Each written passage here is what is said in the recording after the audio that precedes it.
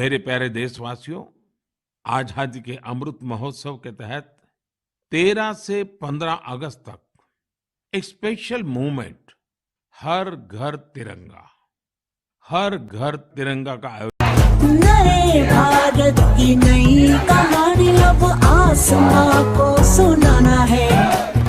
गर्व है इस तिरंगे पर, सारे जहां को ये दिखाएंगे। अमृत काल मनाएंगे, घर घर तिरंगा लहराएंगे। घर घर तिरंगा, हर घर तिरंगा। पिंटा झंडा मने मनेगु त्रिवर्णा।